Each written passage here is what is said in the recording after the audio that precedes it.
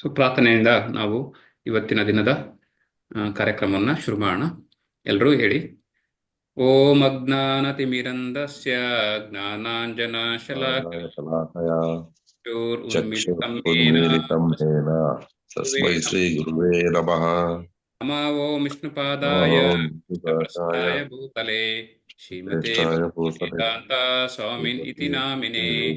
ನಮಸ್ತೆ ಸ್ವಾಮಿನಿಕಾಯ ಸರಸ್ವತೆ ದೇವೇ ಗೌರವಾಣಿ ಪ್ರಚಾರಿಣೇ ನಿರ್ವಿಶೇಷ ಶೂನ್ಯವಾದಿ ನಿರ್ವಿಶೇಷ ಶೂನ್ಯವಾದಿ ಪಾಶ್ಚಾತ್ಯ ಪಾಶ್ಚಾತ್ಯ ದೇಶಧಾರಿಣೇ ದೇಶಧಾರಿಣೇ ಜಯ ಶ್ರೀ ಕೃಷ್ಣ ಚೈತನ್ಯ ಪ್ರಭು ನಿತ್ಯಾನಂದ ಶ್ರೀ ಅದ್ವೈತ ಗದಾಧರ ಶ್ರೀವಾಸಾದಿ ಗೌರಭಕ್ತವೃಂದ. ಹರೇ ಕೃಷ್ಣ ಕೃಷ್ಣ ಕೃಷ್ಣ ಹರೇ ಹರೇ ಹರೇ ರಾಮ ಹರೇ ರಾಮ ರಾಮ ಹರೇ ಹರೇ. श्री कृष्ण भगवान की जय.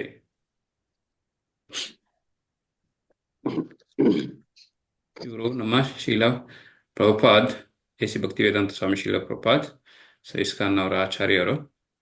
ಇವರು ನಮ್ಮ ಆಧ್ಯಾತ್ಮಿಕ ಗುರು ಇಸ್ವಾಲ್ನೆಸ್ ಜಯಪತಾಕ ಸ್ವಾಮಿ ಮಹಾರಾಜ್ ಅವರ ಆಶೀರ್ವಾದದೊಂದಿಗೆ ನಾವು ಈ ಕಾರ್ಯಕ್ರಮವನ್ನು ಗೀತ ಮಹಾತ್ಮೆ, ಇವತ್ತಿನ ಒಂದು ಗೀತ ಮಹಾತ್ಮೆ ನೋಡೋಣ. ಗೀತಾಯಶ್ಚ ನ ಜಾನಾತಿ ಪಠನಂ ನೈವ ಪಠನಂ ಸ ಏವ ಮಾನುಷೇ ಲೋಕೆ ಮೋಘ ಕರ್ಮ ಕರೋ ಭವೇತ್. ಯಾರಾದ್ರೂ ಓದಿ ಅನುವಾದ. ಗೀತೆಯ ಅಧ್ಯಯನ ಮತ್ತು ಬೋಧನೆ ಕುರಿತು ಯಾವುದೂ ತಿಳಿಯದ ವ್ಯಕ್ತಿ ಮಾನವ ಜೀವಿತದ ಕರ್ತವ್ಯವನ್ನು ವಿಫಲಗೊಳಿಸುತ್ತಾನೆ. ಸೊ ಯಾರಿಗೆ ಈ ಗೀತೆಯನ್ನು ಅಧ್ಯಯನ ಮಾಡದಂಗೆ ಅಥವಾ ಅದರ ಒಂದು ಅಥವಾ ಅಧ್ಯಯನ ಮಾಡೋದು ಅಥವಾ ಕೇಳಿಸ್ಕೊಳ್ಳೋದು ಅದನ್ನ ಯಾರು ಮಾಡೋದಿಲ್ಲ, ಯಾವ ವ್ಯಕ್ತಿ ಅದನ್ನ ಮಾಡೋದಿಲ್ಲ, ಅದರ ಬಗ್ಗೆ ಅರ್ಥ ಮಾಡ್ಕೊಳ್ಳೋದಿಲ್ಲ, ಅವನ ಒಂದು ಜೀವಿತದ ಒಂದು ಅವಧಿಯನ್ನು ಅವನು ವಿಫಲಗೊಳಿಸ್ತಿದ್ದಾನೆ ಅಂತ. ಸೊ ಅವರು ಈ ಮನುಷ್ಯನ ಜೀವನ, ಮಾನವ ಜೀವನ ಏನಿದೆ ಅದು ಈ ಗೀತೆಯನ್ನು ಅಧ್ಯಯನ ಮಾಡದೇ ಇದ್ರೆ ಅದರಿಂದ ಅವರ ಜೀವನನೇ ವ್ಯರ್ಥ ಅಂತ ಅಲ್ಲಿ ಹೇಳ್ತಿದ್ದಾರೆ. ಯಾರು ಮ್ಯೂಟ್ ಮಾಡ್ಕೊಳ್ಳಿ.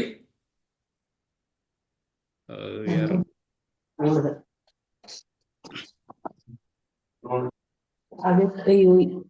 ಒಂದ್ ನಿಮಿಷ ಮಾಡ್ತಿದ್ದೀನಿ.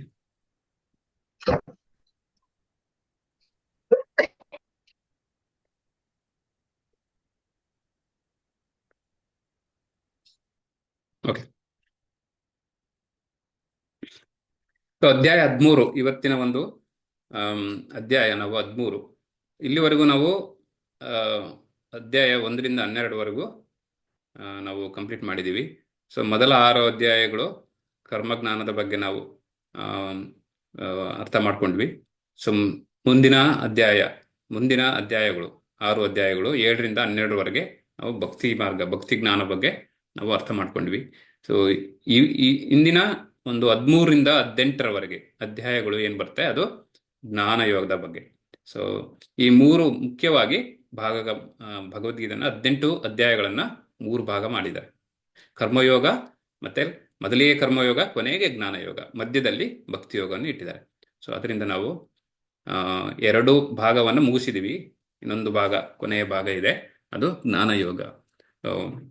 ಇಲ್ಲಿ ಜ್ಞಾನ ಯೋಗದಲ್ಲಿ ಏನೇನು ಬರುತ್ತೆ ನಾವು ಮುಖ್ಯವಾಗಿ ನೋಡೋಣ. ಜ್ಞಾನದ ಮೂಲಕ ನಾವು ದೇವರ ಭಕ್ತಿಯನ್ನ ಪಡೆಯೋದು ಹೇಗೆ ಅಂತೇಳಿ, ಇದು ಒಂದು ರೀತಿ ಮೊದಲಿಗೆ 6 ಅಧ್ಯಾಯ ಏನು ಹೇಳುತ್ತೆ, ಕರ್ಮದ ಮೂಲಕ ನಾವು ದೇವರನ್ನ ಪಡೆಯೋದು ಹೇಗೆ ಅಂತೇಳಿ ನಾವು ಅರ್ಥ ಮಾಡ್ಕೊಂಡ್ವಿ, ಕರ್ಮಯೋಗದ ಮೂಲಕ ಅಲ್ವಾ. ಸೊ ಅದೇ ರೀತಿ ಜ್ಞಾನದ ಮೂಲಕ ಯಾವ ರೀತಿ ನಾವು ದೇವರನ್ನ ಪಡಿಬಹುದು ಅಂತೇಳಿ ನೋಡೋಣ ಇಲ್ಲಿ. ಸೊ ಮುಖ್ಯವಾಗಿ ಜ್ಞಾನ. ಸೊ ಇಲ್ಲಿ ನಾನು ಒಂದೆರಡು ಪ್ರಶ್ನೆಗಳು ಕೇಳ್ತಿದ್ದೀನಿ. ಸೊ ನಮಗೆ ಜ್ಞಾನ ಏನಕ್ಕೆ ಬೇಕು ಅಲ್ವಾ? So why do we need the knowledge? ಮುಖ್ಯವಾಗಿ ಯಾರಾದರೂ ಉತ್ತರ ಕೊಡ್ತೀರಾ? ಜ್ಞಾನ ಏನಕ್ಕೆ ನಮಗೆ ಯಾಕೆ ಬೇಕು? ಅದು ಮುಖ್ಯವಾಗಿ ಈ ಆಧ್ಯಾತ್ಮಿಕ ಇದರಲ್ಲಿ ಸೊ ಜ್ಞಾನ ಮುಖ್ಯವಾಗಿ ಏನಕ್ಕೆ ಬೇಕು? ಇವನ್ ನಮಗೆ ಭೌತಿಕವಾಗಿ ಕೂಡ ಜ್ಞಾನ ಏನಕ್ಕೆ ಬೇಕು ಅಲ್ವಾ? ಸೊ ಅದರಲ್ಲೂ ನಾವು ನೋಡ್ಬೋದು, ಜ್ಞಾನ ಮುಖ್ಯವಾಗಿ ಭೌತಿಕ ಇದರಲ್ಲಿ ನಮಗೆ ಜ್ಞಾನ ಏನಕ್ಕೆ ಬೇಕು ಅಂದ್ರೆ ನಮ್ಮ ಸುಖ ಜೀವನ ನಡೆಸಲಿದ್ದಕ್ಕೆ, ಈ ಭೌತಿಕ ಪ್ರಪಂಚದಲ್ಲಿ ಸುಖ ಜೀವನ ನಡೆಸಲಿಕ್ಕೆ, ಅದರಿಂದ ಉದ್ಯೋಗ ಆಗಿರ್ಬೋದು, ಮತ್ತೊಂದಾಗಿರ್ಬೋದು, ನಾವು ನಮ್ಮ ಜೀವನ ನಡೆಸಲಿಕ್ಕೆ ಬೇಕು, ಅದು ಭೌತಿಕ ಜ್ಞಾನ. ಬಟ್ ಆಧ್ಯಾತ್ಮಿಕ ಜ್ಞಾನ ಏನಕ್ಕೆ ಬೇಕು ಅಲ್ವಾ? ಸೊ ಆಧ್ಯಾತ್ಮಿಕ ಜ್ಞಾನ ಏನಕ್ಕೆ ಬೇಕು? ನಾವು ಭಕ್ತಿಯನ್ನ ರಕ್ಷಣೆ ಮಾಡೋದಕ್ಕೋಸ್ಕರ ಬೇಕು. ಸೊ ಹೆಂಗೆ ನಾವು ಈ ಉದ್ಯಾನವನಕ್ಕೆ, ನಮಗೆ ನೀವು ಯಾವುದಾದ್ರೂ ಉದ್ಯಾನವನ ನೋಡಿರ್ತೀರಲ್ವಾ? ಸೊ ಅಲ್ಲಿ ಉದ್ಯಾನವನಕ್ಕೆ ನೋಡಿ ಸುತ್ತನೂ ಅವರು ಬೇಲಿ ಹಾಕಿರ್ತಾರೆ, ಕಂಪೌಂಡ್ ಹಾಕಿರ್ತಾರಲ್ವಾ ಉದ್ಯಾನವನಕ್ಕೆ. ಅದು ಅದರೊಳಗಡೆ ಗಿಡಗಳು, ಮರಗಳು, ಅವನ್ನೆಲ್ಲ ರಕ್ಷಣೆ ಮಾಡೋದಕ್ಕೆ, ಬೇರೆ ಪ್ರಾಣಿಗಳಿಂದ ಆಗ್ಬೋದು, ಮತ್ತೆ ಬೇರೆ ಟ್ರೆಸ್ಪಾಸರಿಂದ, ಹೊರಗಿನವರಿಂದ ರಕ್ಷಣೆ ಮಾಡೋದಕ್ಕೆ ಒಂದು ಉದ್ಯಾನವನಕ್ಕೆ ಆಗಿ, ಇವನ್ ಕೆಲವೊಂದು ಮನೆಗಳಿಗೂ ಕೂಡ ಕಾಂಪೌಂಡ್ ಹಾಕೊಂಡಿರ್ತಾರಲ್ವಾ?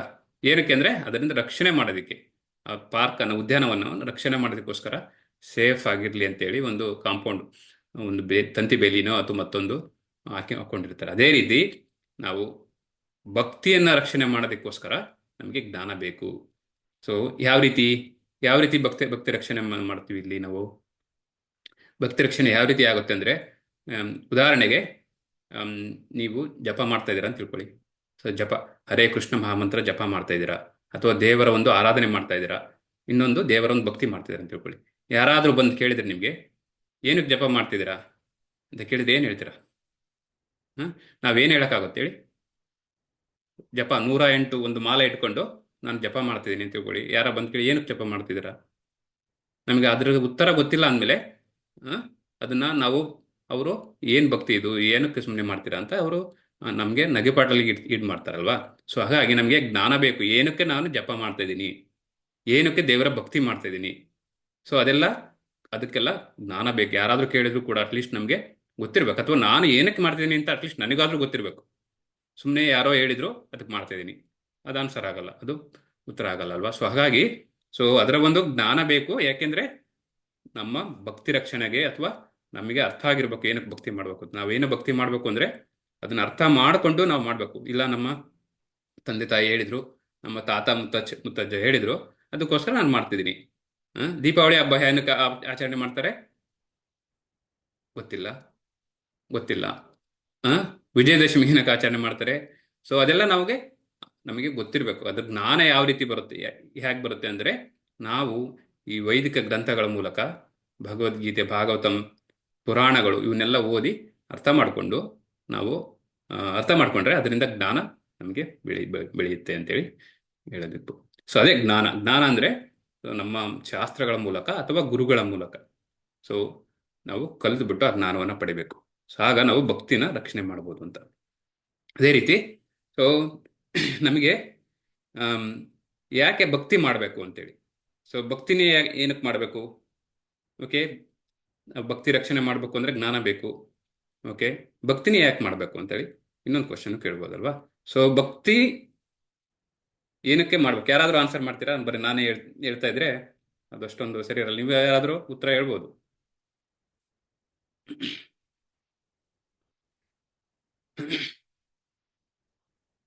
ಸೊ ಭಕ್ತಿ ನಾವು ನೋಡ್ತೀವಿ, ಭಕ್ತಿ ಅನ್ನೋದು ತುಂಬಾ ಮುಖ್ಯವಾದ.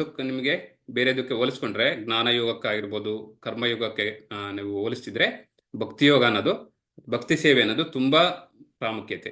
ಸೊ ಯಾಕೆಂದ್ರೆ ಅದರಲ್ಲಿ ಯಾವುದೇ ಒಂದು ಮಿಶ್ರವಾದ ಒಂದು ಭಕ್ತಿ ಇರಲ್ಲ. ಅದು ಕಂಪ್ಲೀಟ್ ಪ್ಯೂರ್ ಶುದ್ಧ ಭಕ್ತಿ ಆಗಿರುತ್ತೆ. ಬೇರೆದೆಲ್ಲ ಏನಾಗುತ್ತೆ, ಮಿಶ್ರ ಭಕ್ತಿ ಅಲ್ವಾ?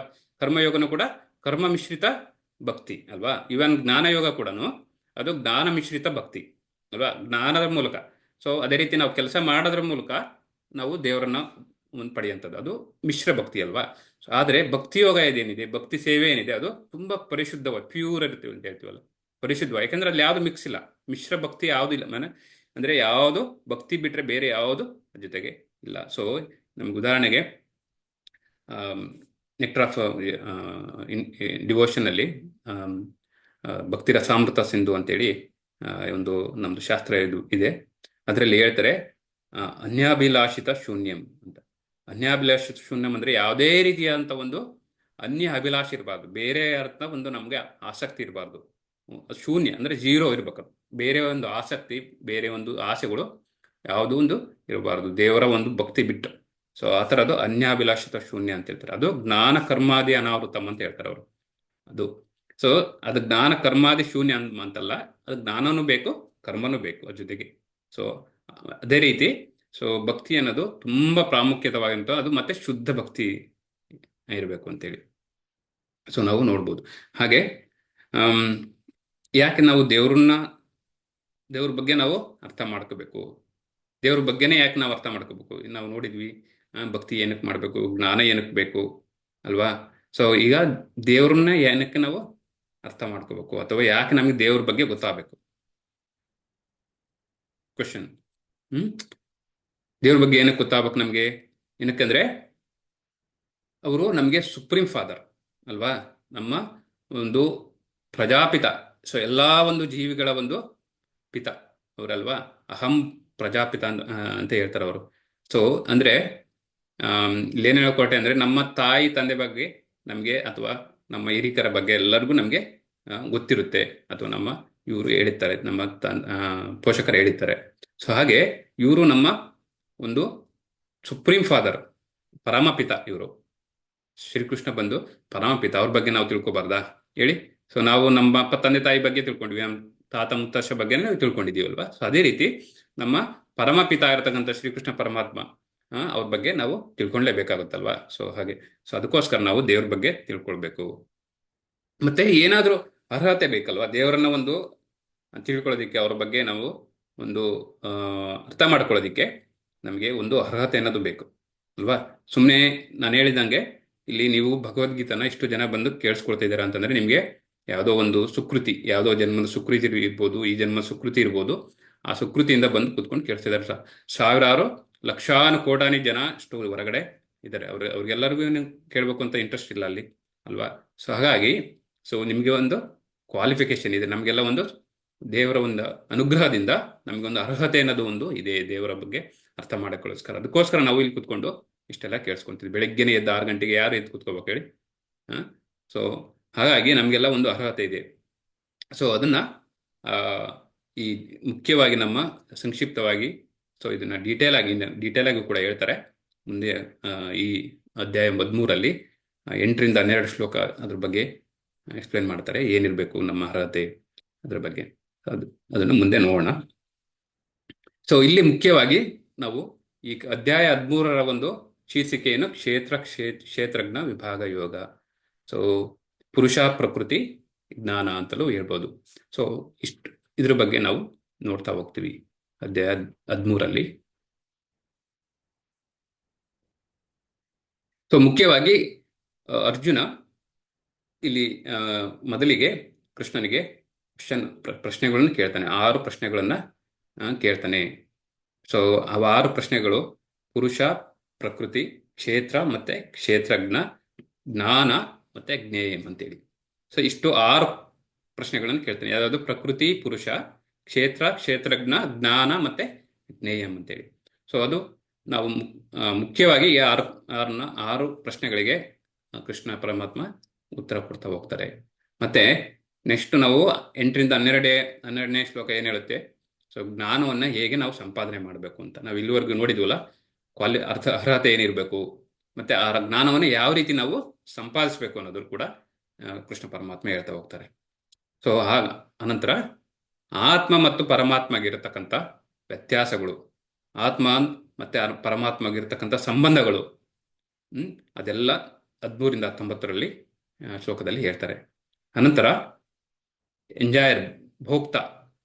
ಸೊ ಭೋಕ್ತ, ಎಂಜಾಯರ್ ಅಂತ ಹೇಳ್ತೀವಿ, ಬೆನಿಫಿಷಿಯರ್ ಅಂತ ಹೇಳ್ತೀವಿ ಅಲ್ವಾ? ಸೊ ಅದ್ರ ಯಾರು ಪುರುಷ ಯಾರು ಅಂತ, ಇನ್ನೊಂದು ಅರ್ಥ ಭೋಕ್ತ ಅಂದ್ರೆ ಪುರುಷ ಅಂತ. ಸೊ ಅದು ಪುರುಷ ಯಾರು, ಎಂಜಾಯರ್ ಯಾರು ಅಂತೇಳಿ ಅಲ್ಲಿ 20ರಿಂದ 26ರವರೆಗೂ ಹೇಳ್ತಾರೆ. ಕೊನೆಗೆ ಜ್ಞಾನಚಕ್ಷು ಬಗ್ಗೆ ಹೇಳ್ತಾರೆ. ಸೊ ಈ ಜ್ಞಾನಚಕ್ಷು ಡೀಟೇಲ್ ಆಗಿ ಈ ಜ್ಞಾನವೆಲ್ಲ ಪಡೆದಾದ್ಮೇಲೆ ಅವನು ಜ್ಞಾನಚಕ್ಷು ಆಗ್ತಾನೆ ಅಂತೇಳಿ ಅದ್ರ ಬಗ್ಗೆ ವಿವರಣೆ ಕೊಡ್ತಾರೆ ಕೊನೆಗೆ. ಮೊದಲನೇ ಶ್ಲೋಕ.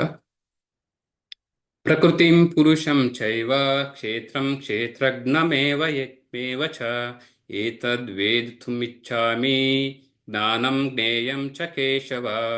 ಶ್ರೀ ಭಗವಾನುವಾಚ ಇದಂ ಶರೀರಂ ಕೌಂತೇಯ ಕ್ಷೇತ್ರಮಿತ್ಯಭಿಧೀಯತೆ ಏತದ್ಯೋ ವೇತ್ತಿ ತಂ ಪ್ರಾಹು ಕ್ಷೇತ್ರಜ್ಞ ಇತಿ ತದ್ವಿದಃ.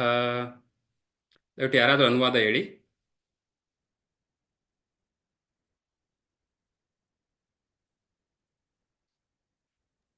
ಅರ್ಜುನನು ಹೇಳಿದನು, ಪ್ರೀತಿಯ ಕೃಷ್ಣನೇ, ಪ್ರಕೃತಿ, ಪುರುಷ, ಕ್ಷೇತ್ರ, ಕ್ಷೇತ್ರಜ್ಞ, ಜ್ಞಾನ ಮತ್ತು ಜ್ಞಾನದ ಗುರಿ ಇವನ್ನು ತಿಳಿದುಕೊಳ್ಳಲು ಬಯಸುತ್ತೇನೆ.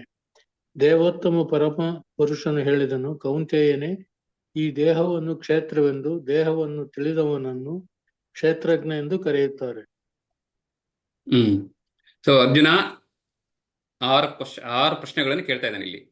ಸೊ ಯಾವ್ಯಾವುದು? ಪ್ರಕೃತಿ ಮತ್ತೆ ಪುರುಷ, ಕ್ಷೇತ್ರ, ಕ್ಷೇತ್ರಜ್ಞ, ಜ್ಞಾನ ಮತ್ತು ಜ್ಞಾನದ ಗುರಿ ಅಥವಾ ಜ್ಞೇಯಂ. ಸೊ ಇದನ್ನ ನಾನು ತಿಳಿದುಕೊಳ್ಳೋದಕ್ಕೆ ಇಷ್ಟಪಡ್ತಾ ಇದ್ದೀನಿ. ಸೊ ದಯವಿಟ್ಟು ಇದರ ಅರ್ಥ ಏನು ಹೇಳು ಅಂತ ಕೇಳ್ತಾ ಇದ್ದಾನೆ ಅರ್ಜುನ. ಅದಕ್ಕೆ ದೇವೋತ್ತಮ ಪರಪುರುಷ ಭಗವಂತ ಹೇಳ್ತಾ ಇದ್ದಾನೆ. ಸೊ ಕ್ಷೇತ್ರ ಅಂತಂದ್ರೆ ದೇಹ ಅಂತ ಹೇಳ್ತಾ ಇದ್ದಾನೆ ಇಲ್ಲಿ. ಸೊ ಆ ಕ್ಷೇತ್ರವನ್ನ ಯಾರು ಅರ್ಥ ಮಾಡ್ಕೊಳ್ತಾರೆ ಅವ್ರಿಗೆ ಕ್ಷೇತ್ರಜ್ಞ ಅಂತ ಅಲ್ಲಿ ಹೇಳ್ತಾ ಇದ್ದಾನೆ. ಸೊ ಇಲ್ಲಿ ಎರಡು ಪ್ರಶ್ನೆಗಳಿಗೆ ಉತ್ತರ ಕೊಡ್ತಾ ಇದ್ದಾರೆ ಇಲ್ಲಿ. ಸೊ ಕ್ಷೇತ್ರ ಮತ್ತೆ ಕ್ಷೇತ್ರಜ್ಞ ಅಂದ್ರೆ ಏನು ಅಂತ. ಒಟ್ಟು 6 ಪ್ರಶ್ನೆಗಳು, ಅದರಲ್ಲಿ 2 ಪ್ರಶ್ನೆಗಳಿಗೆ ಉತ್ತರ ಕೊಡ್ತಾ ಇದ್ದಾರೆ ಇಲ್ಲಿ. ಕ್ಷೇತ್ರ ಅಂದ್ರೆ ಇದು ದೇಹ, ನಮ್ಮ ಒಂದು ಜೀವಿಯ ಒಂದು ದೇಹ ಕ್ಷೇತ್ರ ಅಂತ ಇಲ್ಲಿ ಹೇಳ್ತಿದ್ದಾರೆ. ಸೊ ಅದೇ ರೀತಿ ಕ್ಷೇತ್ರಜ್ಞ ಅಂದ್ರೆ ಯಾರು ಅವರ ದೇಹವನ್ನ ತಿಳ್ಕೊಂಡಿದ್ದಾರೆ ಅವ್ರಿಗೆ ಕ್ಷೇತ್ರಜ್ಞ ಅಂತ ಇಲ್ಲಿ ಸೊ ಹೇಳ್ತಾರೆ. ಸೊ ಮುಂದೆ ಮತ್ತೆ ಡೀಟೇಲ್ ಆಗಿ ನೋಡೋಣ.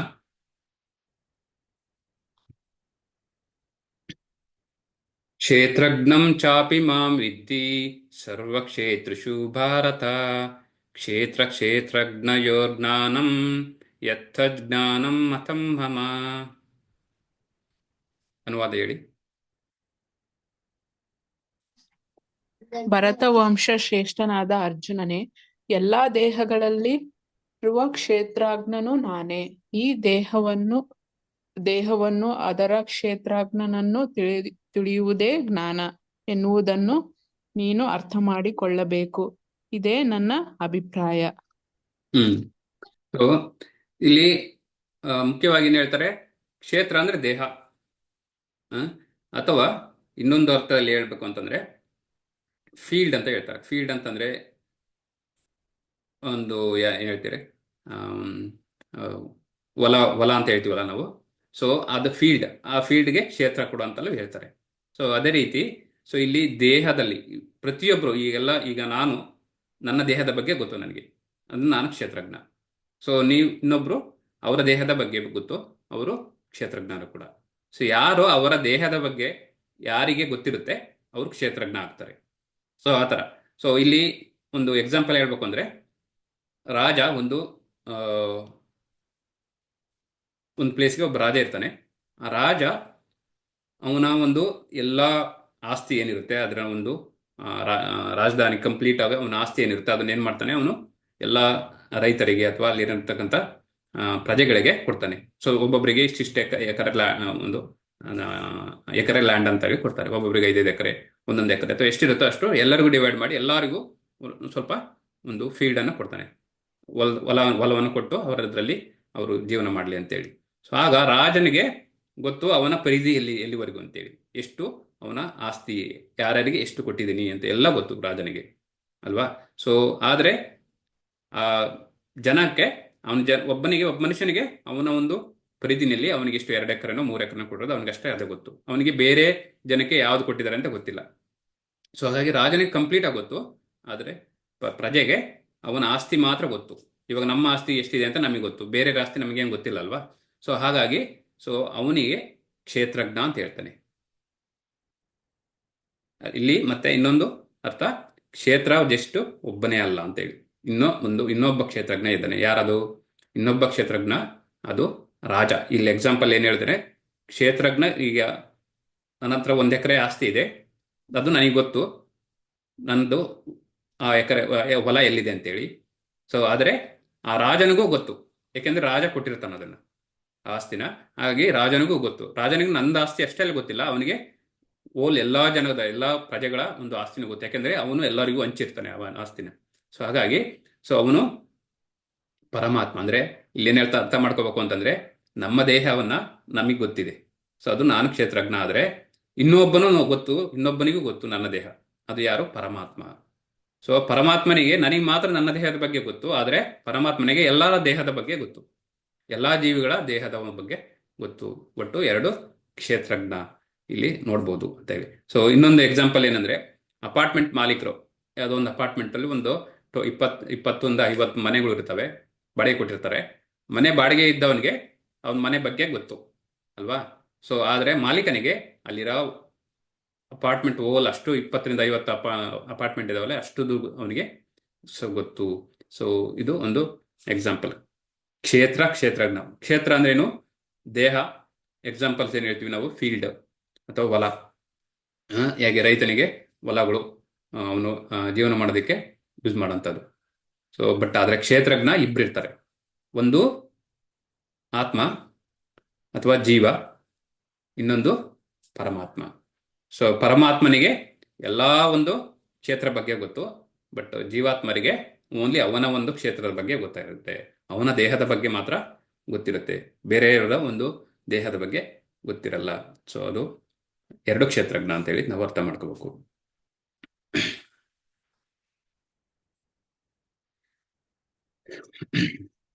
ಇಲ್ಲಿ ಒಂದು ಪರಮಾತ್ಮನ ಒಂದು ವಿಚಾರ ಬಂದಾಗ ಒಂದು ಕನಕದಾಸರ ಒಂದು ಕಥೆ ನಾವು ಕೇಳ್ಬೋದು. ಇಲ್ಲಿ ಕನಕದಾಸರು ಅಲ್ಲೇನಾಯ್ತು ಅಂದ್ರೆ, ಕನಕದಾಸರಿಗೆ ಅವರು ಒಂದು ಬೇರೆ ಒಂದು ಜಾತಿಯಲ್ಲಿ ಹುಟ್ಟಿದ್ರು, ಅಂದ್ರೆ ಕಡಿಮೆ ಜಾತಿ ಒಂದು ಇದರಲ್ಲಿ ಹುಟ್ಟಿದ್ದವರು.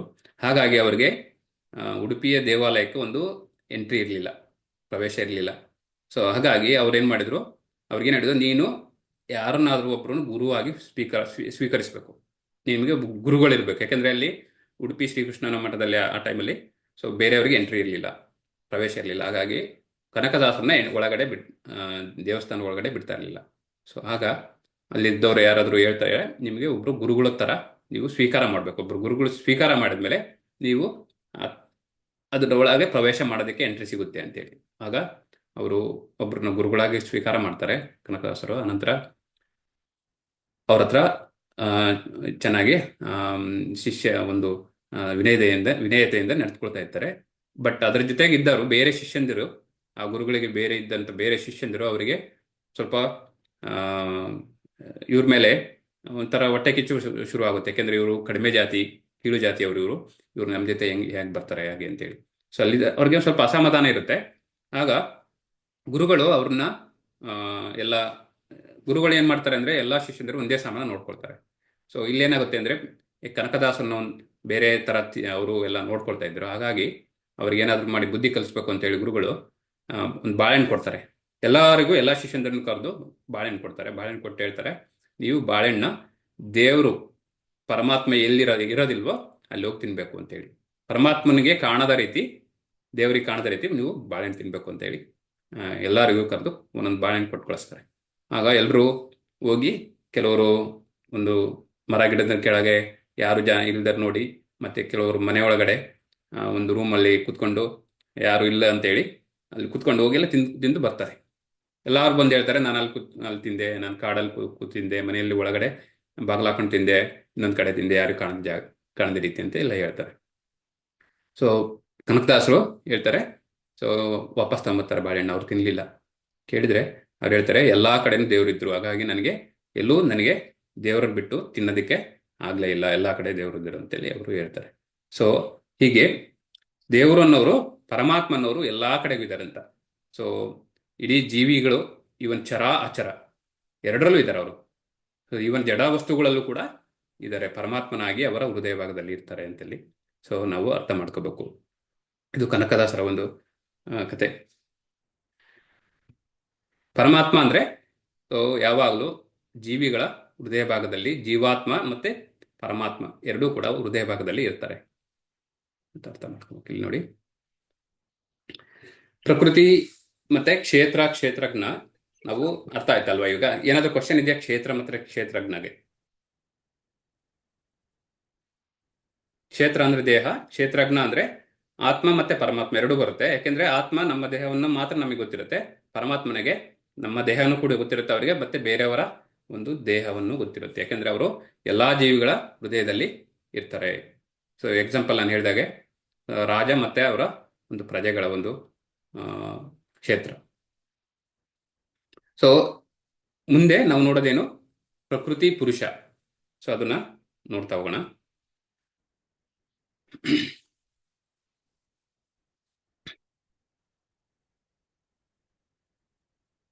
ಮಹಾಭೂತಾನ್ಯಹಂಕಾರೋ ಬುದ್ಧಿರ್ವ್ಯಕ್ತಮೇವ ಚ ಇಂದ್ರಿಯಾಣಿ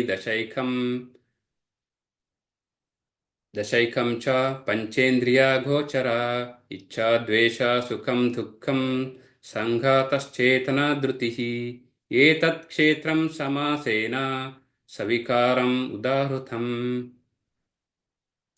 ದಯವಿಟ್ಟು ಓದಿ ಅನುವಾದ.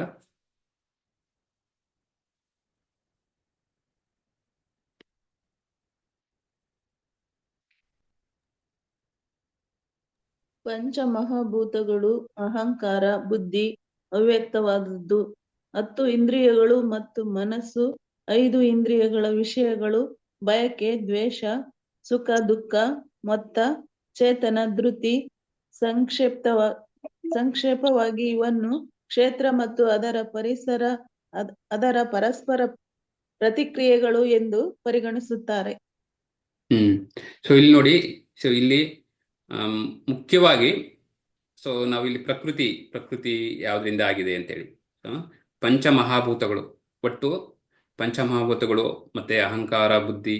ಸೊ ಒಟ್ಟು ಇಲ್ಲಿ ನಮಗೆ ನೋಡೋದಕ್ಕೆ ಸಿಗುತ್ತೆ 24 ಘಟಕಾಂಶಗಳು ಸಿಗ್ತವೆ.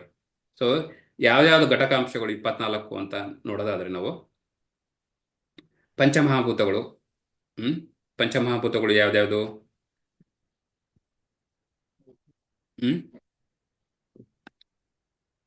ನಮ್ಮ ದೇಹ ಯಾವುದರಿಂದ ಆಗಿದೆ? ಗಾಳಿ, ನೀರು, ಬೆಂಕಿ, ಹ್ಮ್ ಭೂಮಿ, ಆಕಾಶ. ಪ್ರಕೃತಿ. ಬೆಂಕಿ. ಸೊ ಆಕಾಶ, ಭೂಮಿ, ಕರೆಕ್ಟ್. ಸೊ ಇದು 5 ಮಹಾಭೂತಗಳು. ಮತ್ತೆ ಅದಾದ ನಂತರ ಅವು ಏನವು ಗ್ರಾಸ್ ಎಲಿಮೆಂಟ್ಸ್ ಅಲ್ವಾ? ಸೊ ಅದೇ ಮತ್ತೆ ಸಟಲ್ ಅಂದ್ರೆ ಸೂಕ್ಷ್ಮ ವಸ್ತುಗಳು ಯಾವ್ದ್ಯಾವುದು? ಅಹಂಕಾರ, ಬುದ್ಧಿ ಮತ್ತೆ ಮನಸ್ಸು, ರೈಟ್? ಇವು 3 ಇವು ಸೂಕ್ಷ್ಮ ಅಂಶಗಳು. ಸೊ ಇದು ದೇಹ ಅದರಿಂದನೇ ಆಗಿರೋದು ಅಲ್ವಾ? ಸ್ಥೂಲಕಾಯ ಮತ್ತೆ ಸೂಕ್ಷ್ಮಕಾಯ. ಸ್ಥೂಲಕಾಯ ಅಂತಂದ್ರೆ ಪಂಚಮಹಾಭೂತ, ಅದರೊಳಗಡೆ ಇರ್ತಕ್ಕಂಥದ್ದು ಇನ್ನೊಂದು ದೇಹ ಯಾವ್ದದು? ಸೊ ಈ ಸಟಲ್ ಬಾಡಿ ಅಂತ ಹೇಳ್ತೀವಲ್ಲ, ಸೂಕ್ಷ್ಮಕಾಯ. ಸೊ ಅದು ಅಹಂಕಾರ, ಬುದ್ಧಿ ಮತ್ತು ಮನಸ್ಸಿನಿಂದ ಆಗಿರ್ತಕ್ಕಂಥದ್ದು ಆ 3. ಸೊ ಈ 3 ಮತ್ತು 10 ಇಂದ್ರಿಯಗಳು, ಜೊತೆಗೆ 10 ಇಂದ್ರಿಯಗಳು ಕೂಡ ಇದೆ. ಸೊ ಇಲ್ಲಿ ನೋಡೋಣ. ಸೊ ಯಾವ್ದ್ಯಾವುದು ಅಂತೇಳಿ 10 ಇಂದ್ರಿಯಗಳು ಯಾವ್ದಾದ್ರು? ಜ್ಞಾನೇಂದ್ರಿಯ ಮತ್ತು ಕರ್ಮೇಂದ್ರಿಯ. ನಾವೆಲ್ಲ ಮುಂಚೆ ನೋಡಿದ್ವಲ್ಲ. ಜ್ಞಾನೇಂದ್ರಿಯ ಅಂದ್ರೆ ಯಾವ್ದಾವುದು? ಕಿವಿ, ಕಣ್ಣು, ಬಾಯಿ, ಚರ್ಮ ಮತ್ತೆ ಮೂಗು. ಸೊ ಇವು ಜ್ಞಾನೇಂದ್ರಿಯಗಳು. ಮತ್ತೆ ಕರ್ಮೇಂದ್ರಿಯಗಳು ಯಾವುವು? ಕಾಲು, ಕೈ, ಧ್ವನಿ, ವಾಯ್ಸ್ ಹೇಳ್ತೀವಲ್ಲ, ಧ್ವನಿ ಮತ್ತು ಲಿಂಗ, ಮೂತ್ರಪಿಂಡ. ಸೊ ಗುದದ್ವಾರ, ಜನನಾಂಗ ಅಂತ ಹೇಳ್ತೀವಲ್ವಾ? ಸೊ ಇದು 5 ಕರ್ಮೇಂದ್ರಿಯಗಳು. ಮತ್ತೆ ಭಾವನಾತ್ಮಕ ವಸ್ತುಗಳು ಯಾವ್ದ್ಯಾವುದು? ಧ್ವನಿ ಇರ್ಬೋದು, ರೂಪ, ಸ್ಪರ್ಶ, ವಾಸನೆ, ರುಚಿ. ಒಟ್ಟು 20 ಆಯ್ತು. ಮತ್ತೆ 20 ಪ್ಲಸ್ ಇವು 3 ಯಾವ ಸೂಕ್ಷ್ಮ ಭಾಗಗಳು ಹೇಳಿದ್ನಲ್ಲ, ಬುದ್ಧಿ, ಅಹಂಕಾರ ಮತ್ತೆ ಮನಸ್ಸು. ಇಲ್ಲಿ ತಪ್ಪಾಗಿದೆ ಸ್ವಲ್ಪ ಇಲ್ಲಿ. ಸೊ ಮತ್ತೆ ಇನ್ನೊಂದು ಅದ್ರ ಜೊತೆಗೆ ಪ್ರಧಾನ ಅಂತಂದ್ರೆ ಅದು ಮೊದಲ ಒಂದು ಹಂತದಲ್ಲಿರುತ್ತೆ. ಈ ಪ್ರಕೃತಿ ಸೃಷ್ಟಿಯಾಗೋದಕ್ಕೆ ಮುಂಚೆನೆ ಮಹಾವಿಷ್ಣು ಈ ಪ್ರಕೃತಿನ ಅಥವಾ ಬ್ರಹ್ಮನ ಸೃಷ್ಟಿ ಮಾಡೋದಕ್ಕೆ ಮುಂಚೆನೆ ಅದು ಪ್ರಧಾನ ಒಂದು ಹಂತದಲ್ಲಿರುತ್ತೆ. ಸೀಡ್ ಸ್ಟೇಜ್ ಅಂತ ಹೇಳ್ತಾರೆ, ಬೀಜ ಅಂತ ಇರುತ್ತೆ. ಅದಾದ್ಮೇಲೆ ಅದು ಪ್ರಕೃತಿ ಎಲ್ಲ ಸೃಷ್ಟಿಯಾಗುತ್ತೆ. ಅದು ಸೇರಿದ್ರೆ 24 ಅಂಶಗಳು, ಘಟಕಾಂಶಗಳು. ಇದೆಲ್ಲ ಒಟ್ಟಿಗೆ ನಾವು ಪ್ರಕೃತಿ ಅಂತ ಕರಿತೀವಿ. ಪ್ರಕೃತಿ ಅಂದ್ರೆ ನಾನು ಹೇಳ್ದಂಗೆ ಮುಂಚೆನೆ ಯಾವುದು ನಿಮಗೆ ಕಣ್ಣಿಗೆ ಕಾಣಂಥದ್ದು. ಅದ್ರ ಜೊತೆಗೆ ಇವನ್ನು ಸೂಕ್ಷ್ಮ ಭಾಗಗಳು ಸೇರ್ಕೊಂಡಿದೆ, ಮನಸ್ಸು, ಬುದ್ಧಿ, ಅಹಂಕಾರ ಅಂತೇಳಿ. ಸೊ ಇದು ಇಷ್ಟ ಅರ್ಥ ಮಾಡ್ಕೋಬೇಕು. ಸೊ ನೆನ್ಪಿಟ್ಕೊಳ್ಳಿ, ಮಹಾಭೂತಗಳು ಯಾವ್ದ್ಯಾವುದು, ಜ್ಞಾನೇಂದ್ರಿಯಗಳು ಯಾವುದು, ಕರ್ಮೇಂದ್ರಿಯಗಳು ಯಾವ್ದ್ಯಾವುದು ಅಂತೇಳಿ. ಮತ್ತೆ ಭಾವನಾತ್ಮಕ ವಸ್ತುಗಳು.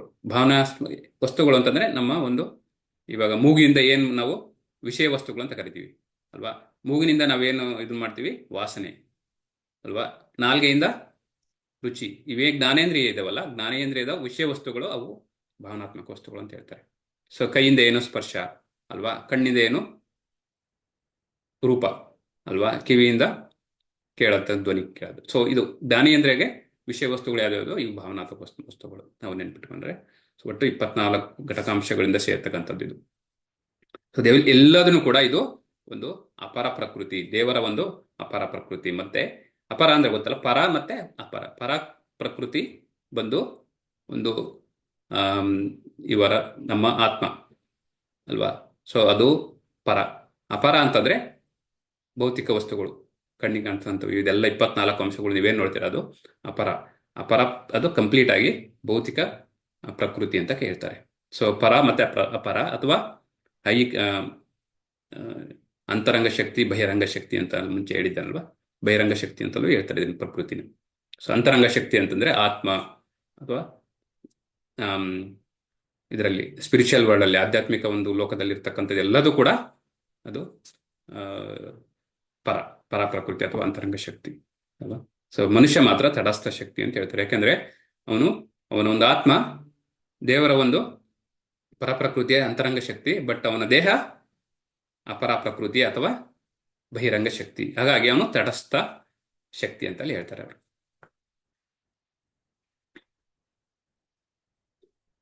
ನೋಡಿ ಇವಾಗ ಇಲ್ಲಿ 8ರಿಂದ 12 ಶ್ಲೋಕದಲ್ಲಿ ಯಾವ ರೀತಿ ಜ್ಞಾನವನ್ನ ಪ್ರಾಪ್ತಿಸುವುದು, ಅಂದ್ರೆ ಹೆಂಗೆ ಜ್ಞಾನವನ್ನ ಅಕ್ವೈರ್ ಮಾಡೋದು, ನಾಲೆಡ್ಜ್ ಅನ್ನ ಅಲ್ವಾ. ಸೊ ಅದನ್ನ ನೋಡ್ತೀವಿ ಇಲ್ಲಿ ನೋಡಿ 8ರಿಂದ 12. ಯಾರಾದ್ರೂ ಓದ್ತೀರಾ?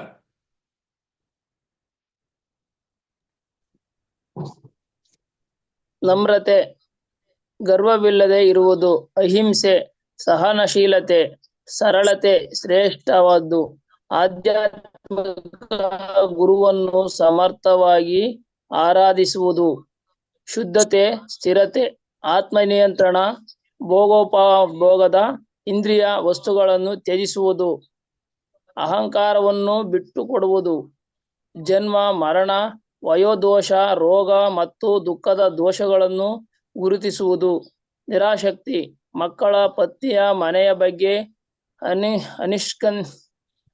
ಅನಿಷ್ಕಿತ ಸಂಬಂಧದಿಂದ ಮುಕ್ತವಾಗಿ ಇರುವುದು, ಸೌಹಾರ್ದ ಮತ್ತು ಕಷ್ಟಕಾಲದಲ್ಲಿ ಸಮಚಿತ್ತತೆ, ನನಗೆ ನಿಷ್ಠಿತ ಮತ್ತು ನಿರಲಂಕೃತ ಭಕ್ತಿ, ವಿಭಿನ್ನ ಸ್ಥಳದಲ್ಲಿ ವಾಸಿಸುವ ಬಯಕೆ, ಸಾಮಾನ್ಯ ಜನಸಂಘದಿಂದ ನಿರಾಸಕ್ತಿ, ಆತ್ಮ ಹುಡುಕಿಗೆ ಮಹತ್ವ ನೀಡುವುದು ಮತ್ತು ತತ್ವಜ್ಞಾನವನ್ನು ಹುಡುಕುವುದು. ಈ ಎಲ್ಲವನ್ನು ನಾನು ಜ್ಞಾನವೆಂದು ಹೇಳುತ್ತೇನೆ, ಈ ಹೊರಗಿನದ್ದು ಅಜ್ಞಾನವಾಗಿದೆ. ನೋಡಿ ಇಲ್ಲಿ 20 ಅಂಶಗಳಿದಾವೆ. ಈ 20 ಅಂಶಗಳನ್ನ ಅವ್ರು ಏನ್ ಹೇಳ್ತಿದ್ದಾರೆ, ಜ್ಞಾನದ ರೂಪದವು ಇಲ್ಲ ಅಂಶಗಳು ಅಂತೇಳಿ. ಇದರಿಂದ ಬರ್ತಕ್ಕಂಥದ್ದೇ ಜ್ಞಾನ. ನಾವು ಜ್ಞಾನ ಅಂತ ಏನ್ ಕರಿತೀವಿ ಅದು ಈ 20 ಅಂಶಗಳನ್ನ ಒಳಗೊಂಡಿರುತ್ತೆ ಅಂತ. ಅಂದ್ರೆ ಈವನ್ ಒಂದೊಂದು ಅಂಶ ಕೂಡ ಒಂದು ತರದ ಒಂದು ಜ್ಞಾನ ಅಂತೇಳಿ. ಇದನ್ನು ಹೊರತು ಯಾವುದೇ ಜ್ಞಾನ ಇಲ್ಲ ಅಂತ ಹೇಳ್ತಾರೆ. ಇದನ್ನು ಹೊರತಾಗಿ ಅದು ಅಜ್ಞಾನ ಅಂತ. ನೋಡಿ ಕೊನೆ ಲೈನ್ ಆಗಿ ಏನ್ ಹೇಳ್ತಿದ್ದಾರೆ, ಈ ಹೊರಗಿನದ್ದು ಅಜ್ಞಾನವಾಗಿದೆ. ಸೊ ನಮ್ಗೆ ಜ್ಞಾನ ಯಾವ ರೀತಿ ನಾವು ಪಡ್ಕೊಳ್ಬೇಕು ಅಂತೇಳಿ, ಯಾವ ರೀತಿ ಪಡ್ಕೊಳ್ಬೋದು, ಆ ಜ್ಞಾನ ಪಡ್ಕೊಳ್ಳೋದು ಈ 20 ಅಂಶಗಳನ್ನ ಒಳಗೊಂಡಿರುತ್ತೆ. ಸೊ ಅದರಲ್ಲಿ 1 ಅಂಶ ಇರ್ಬೋದು, 2 ಆಗಿರ್ಬೋದು, 10 ಆಗಿರ್ಬೋದು, 20 ಆಗಿರ್ಬೋದು. ಸೊ ಎಲ್ಲ ಒಂದು 20 ಅಂಶಗಳು ಜ್ಞಾನದ ಒಂದು ಅಭಿವೃದ್ಧಿಗೆ ಸಹಾಯ ಮಾಡ್ತವೆ ಅಂತೇಳಿ.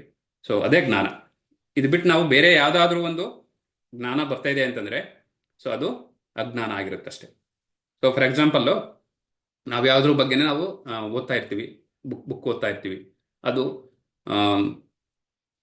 ಕೆಟ್ಟದ ಅಂದ್ರೆ ಒಳ್ಳೆ ವಿಚಾರನೇ ಇರ್ಬೋದು. ಯಾರ್ದೋ ಒಂದು ಕತೆ, ಯಾವುದೋ ಒಂದು ಹ್ಯಾರಿ ಪಾಟರ್ ಕತೆ ಓದ್ತಾ ಇದ್ದೀನಿ ತಿಳ್ಕೊಳ್ಳಿ. ಅದರಿಂದ ಏನು ಬರುತ್ತೆ ನಮಗೆ? ಯಾವ ಜ್ಞಾನ ಬರುತ್ತೆ ಅಲ್ಲಿ ಹ್ಯಾರಿ ಪಾಟರ್ ಕಥೆನಲ್ಲಿ? ಇದರಲ್ಲಿ ಯಾವ್ದಾದ್ರು ಒಂದಿದೆಯಾ?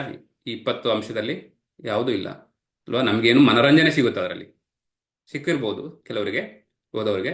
ಸೊ ಅದು ಬಿಟ್ಟ ಇದರಲ್ಲಿ ಯಾವುದೊಂದು ಅಂಶ ಇಲ್ಲ, ಅದು ಜ್ಞಾನ ಅಲ್ಲ ಅಂತ ಹೇಳ್ತಿದ್ದಾರೆ. ಮತ್ತೆ ಅದು ಬಿಟ್ಟು ಯಾವುದೋ ಒಂದು ಕತೆ, ಸಿನಿಮಾ ಕತೆ ಓದ್ತಾ ಇರ್ತೀವಿ. ಅದರಲ್ಲಿ ಏನು ಸಿಗುತ್ತೆ ನಮಗೆ? ಅದರಲ್ಲಿ ಸಿಗೋಂಥದ್ದು ಇದರಲ್ಲಿ ಯಾವುದೋ ಒಂದು ಅಂಶ ಇಲ್ಲದೆ ಇರ್ಬೋದು ಅಲ್ವಾ. ಸೊ ಅದು ಅಜ್ಞಾನ ಆಗಿರುತ್ತೆ ಅಂತೇಳಿ. ಸೊ ನಾವು ಏನು ಅರ್ಥ ಮಾಡ್ಕೋಬೇಕು ಅಂದ್ರೆ, ಇದರಲ್ಲಿ ನಾವು ಯಾವುದು ಒಂದು ತಗೊಂಡು, ಇವನ್ ನಮ್ರತೆ, ಮೊದಲಿಗೆ ನಮ್ರತೆ ಅಂತಂದ್ರೆ ಹ್ಯುಮಿಲಿಟಿ ಅಂತ ಹೇಳ್ತಾರೆ ಇಂಗ್ಲೀಷಲ್ಲಿ.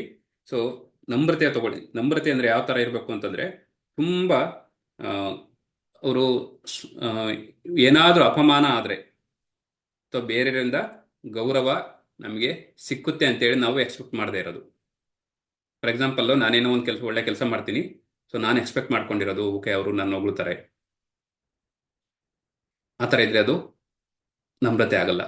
ಸೊ ನಾವೇನೇ ಒಳ್ಳೆ ಕೆಲಸ ಮಾಡಿದ್ರು ಕೂಡ, ಏನೇ ಮಾಡಿದ್ರು ಕೂಡ, ಸೊ ಅದ್ರ ಮೇಲೆ ನಾವು ಎಕ್ಸ್ಪೆಕ್ಟೇಷನ್, ಅದನ್ನ ಗೌರವವನ್ನು ಬೇರೆಯವರಿಂದ ಎಕ್ಸ್ಪೆಕ್ಟೇಷನ್ ಮಾಡದೇ ಇರೋದು, ಸೊ ಅದು ನಮ್ರತೆ ಅಂತ ಹೇಳ್ತಾರೆ, ಹ್ಯುಮಿಲಿಟಿ ಅಂತಾರೆ. ಸೊ ಅದ್ರಲ್ಲಿ ತುಂಬ ಬರುತ್ತೆ ನಮ್ರತೆನಲ್ಲಿ. ಯಾವುದೇ ರೀತಿ ಅಂತ ನಾವು ಬೇರೆಯವ್ರಿಗೆ ಒಳ್ಳೇದು ಮಾಡೋದಾಗಿರ್ಬೋದು, ಬೇರೆಯವರಿಂದ ನಾವು ಏನು ಎಕ್ಸ್ಪೆಕ್ಟೇಷನ್ ಮಾಡ್ದಂಗೆ ನಾವು ತುಂಬ ನಮ್ರತೆಯಿಂದ ಇರ್ತೀವಿ ಅಂತ ಹೇಳ್ತಾರಲ್ಲ, ಹ್ಯುಮಿಲಿಟಿಯಿಂದ ಇರೋದು.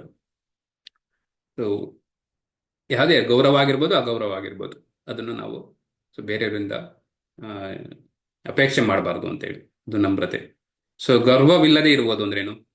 ಸೊ ಅಹಂಕಾರ ಅಲ್ವಾ?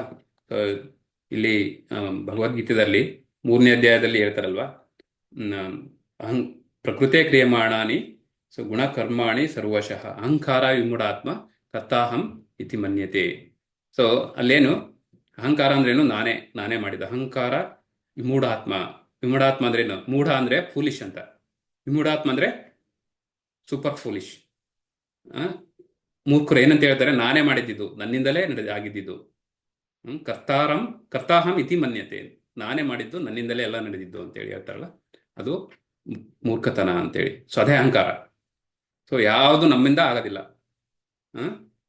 ಎಲ್ಲದು ಆಗದೆ. ಆದ್ರಿಂದ ಪ್ರಕೃತೆ ಕ್ರಿಯಮಾಣಾನಿ, ಪ್ರಕೃತಿಯಿಂದ 3 ಮೋಡ್ಸ್ ಅಂದ್ರೆ ಈ 3 ಗುಣಗಳೇನಿದಾವೆ, ಸತ್ವಗುಣ, ರಜೋಗುಣ, ತಮಗುಣ ಏನಿದೆ, ಈ 3 ಗುಣಗಳಿಂದ, ಅದು ಪ್ರಕೃತಿಯಲ್ಲಿರ್ತಕ್ಕಂಥ ಗುಣಗಳು. ಆ 3 ಗುಣಗಳು ಎಲ್ಲನೂ ಕೂಡ ಮಾಡೋದು. ನಾವು ಬರೀ ಆಕಾಂಕ್ಷರಷ್ಟೇ. ನಮಗೆ ಜಸ್ಟ್ ಒಂದು ಆಕಾಂಕ್ಷೆ ಇರುತ್ತೆ, ಇದು ಮಾಡಬೇಕು ಅಂತೇಳಿ ಅಷ್ಟೇ. ತಮ್ಮಿಂದ ಅದು ಮಾತ್ರ ಒಂದು ಮಾಡಕ್ಕೆ ಸಾಧ್ಯವಾಗುತ್ತೆ. ಬಟ್ ಅದನ್ನ ಮಾಡೋದು ಮಾಡೋದು ಅದು 3 ಗುಣಗಳು ಅಂತೇಳಿ. ಅದು ಗರ್ವವಿಲ್ಲದಿರೋದು, ಅಹಂಕಾರ ಇರಬಾರ್ದು ಅಂತೇಳಿ. ಸೊ ಅದು ನಮಗೆ ಎಷ್ಟು ಒಂದು ಪಾಠನ ಕಲಿಸುತ್ತೆ ಅಂತೇಳಿ, ಅದೇ ಜ್ಞಾನ. ಅಹಿಂಸೆ ಅಂದ್ರೆ ದೇಹವನ್ನು ಕೊಲ್ಲದಿರುವ. ನಾವು ಅಂದ್ಕೊಂಡಿದೀವಿ ಯಾವ್ದು ಅಹಿಂಸೆ ಅಂದ್ರೆ ಬರೀ ಯಾವುದನ್ನು ಹಿಂಸೆ, ಕೊಲ್ಲೋದು, ಪ್ರಾಣಿ ಕೊಲ್ಲೋದಾಗಿರ್ಬೋದು, ಮತ್ತೆ ಇನ್ನೊಂದು ಕೊಲ್ಲೋದಾಗಿರ್ಬೋದು, ಅದನ್ನ ಅಹಿಂಸೆ ಅಂತ ತಿಳ್ಕೊಂಡಿದೀವಿ. ಅದಷ್ಟೇ ಅಲ್ಲ. ಇಲ್ಲಿ ಹೇಳ್ತಿರೋದೇನಂದ್ರೆ, ಸೊ ಸಾಮಾನ್ಯವಾಗಿ ನಾವು ಏನ್ ಹೇಳ್ತೀವಿ ಅಂತಂದ್ರೆ, ಬೇರೆಯವರಿಗೆ ನೋವನ್ನು ಉಂಟು ಮಾಡದಿರ್ತಕ್ಕಂಥದ್ದು ಅಹಿಂಸೆ ಅಂತ. ಬರೀ ನೋವು, ಬರೀ ಕೊಲ್ಲೋದಷ್ಟೇ ಅಲ್ಲ, ಇವನ್ ನೋವು ಕೂಡ ಉಂಟು ಮಾಡಬಾರ್ದು ಬೇರೆಯವರಿಗೆ ಅಂತೇಳಿ, ಅದು ಅಹಿಂಸೆ ಅಂತ ಇಲ್ಲಿ ಹೇಳ್ತಿದ್ದಾರೆ. ಆಮೇಲೆ ತಾಳ್ಮೆ ಅಂತಂದ್ರೆ ಅದೇ ಅಪಮಾನ ಮತ್ತೆ ಅಗೌರವ ಇಂದ ನಡ್ಕೊಳ್ಬಾರ್ದು ಬೇರೆಯವ್ರ ಹತ್ರ ಅಂತೇಳಿ. ಸೊ ತುಂಬಾ ತಾಳ್ಮೆಯಿಂದ ಬೇರೆಯವ್ರಿಗೆ ನೋವಾಗದಿರೋ ರೀತಿ ನಡ್ಕೊಳ್ಳೋದು. ಅದರಲ್ಲೂ ಮತ್ತೆ ಸರಳತೆ ಅಂದ್ರೆ ತುಂಬಾ ಸಿಂಪಲ್ ಲಿವಿಂಗ್ ಅಂತ ಹೇಳ್ತಾರಲ್ಲ, ಸೊ ಆ ಥರ ಸಿಂಪಲ್ ಲಿವಿಂಗ್ ಆಗಿರ್ಬೋದು. ಬೇರೆಯವ್ರು ಇನ್ನೊಂದು ಮಾತು ಹೇಳ್ತಾರೆ ಇಲ್ಲಿ, ಶತ್ರುವಿಗೂ ಕೂಡ ಸತ್ಯವನ್ನು ಬಿಡುವಷ್ಟು ಒಂದು ನೈಜತೆ ಇರಬೇಕು ಅಂತೇಳಿ. ಸೊ ನಿಜವನ್ನ ಶತ್ರುವು ಕೂಡ ಹೇಳ್ಬೇಕಂತ ಅದು ಸರಳತೆ ಅಂತ. ಸರಳತೆ ಅಂದ್ರೆ ಸುಮ್ಮನೆ ಒಂದು ಕಾವಿ ಬಟ್ಟೆ ಹಾಕೊಂಡು ಮೇಲೆ ಒಂದು ಪಂಚೆ ಉಟ್ಕೊಂಡು ತುಂಬಾ ಸರಳತೆ ಇದೆ ಅಂತಲ್ಲ. ಸೊ ಯಾವ ರೀತಿಗೆ ಇರ್ಬೇಕು ಅಂತಂದ್ರೆ, ಬೇರೆಯವರಿಗೆ ಇವನ್ ಶತ್ರುವು ಕೂಡ ನಮ್ಮ ಒಂದು ತುಂಬಾ ಇಂಪಾರ್ಟೆಂಟ್ ಅಂತ ಇನ್ಫಾರ್ಮೇಶನ್ ಕೂಡ ಹೇಳ್ಬೋದು. ಆ ಸರಳತೆ ಇರಬೇಕು ಅಂತ ಹೇಳಿ, ಅಂದ್ರೆ ಯಾವುದು ಗುಪ್ತವಾಗಿ ಇಟ್ಕೊಳಂಗಿರಲಿಲ್ಲ ಅಂತ. ಸೊ ಅದೇ ರೀತಿ ಧೈರ್ಯ ಇರಬೇಕು. ಆಧ್ಯಾತ್ಮಿಕ ಬದುಕಿನಲ್ಲಿ ಮುಂದುವರಿಕೋಸ್ಕರ ನಮಗೆ ದೃಢ ಮನಸ್ಸು ಇರಬೇಕು ಅಂತೇಳಿ. ಮತ್ತು ಶುಚಿತ್ವ, ಇದು ತುಂಬಾ ಇಂಪಾರ್ಟೆಂಟ್. ಶುಚಿತ್ವ ಬರೀ ಹೊರಗಿನ ಒಂದು ಶುಚಿ ಅಲ್ಲ, ಒಳಗಡೆನೆ ಕೂಡ, ಅಂತರಂಗದಲ್ಲೂ ಕೂಡ ನಮ್ಮಲ್ಲಿ ಶುಚಿತ್ವ ಇರಬೇಕು ಅಂತೇಳಿ. ಸೊ ಅಂತರಂಗದಲ್ಲಿ ಶುಚಿತ್ವ ಕಾಪಾಡ್ಕೊಳ್ಳೋದಕ್ಕೆ ಏನ್ ಮಾಡ್ಬೇಕು? ಬಹಿರಂಗದಲ್ಲಿ ಹೊರಗಡೆ ಬಹಿರಂಗವಾಗಿ ನಾವು ಶುಚಿತ್ವ ಕಾಪಾಡೋದ್ರಿಂದ ಬೆಳಿಗ್ಗೆ ಎದ್ದು ಸ್ನಾನ ಮಾಡೋದು, ಹಲ್ಲುಜ್ಜೋದು, ಇದೆಲ್ಲ ಮಾಡ್ತೀವಿ. ಒಳ್ಳೆ ಬಟ್ಟೆಗಳನ್ನ ಧರಿಸೋದು, ಇದು ಹೊರಗಡೆಯ ಶುಚಿ. ಒಳಗಡೆಯ ಶುಚಿ ಹೆಂಗ್ ಮಾಡೋದು?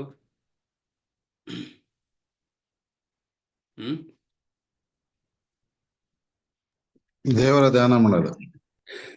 ಹರಿಬೋಲ್ ದಿನೇಶ್.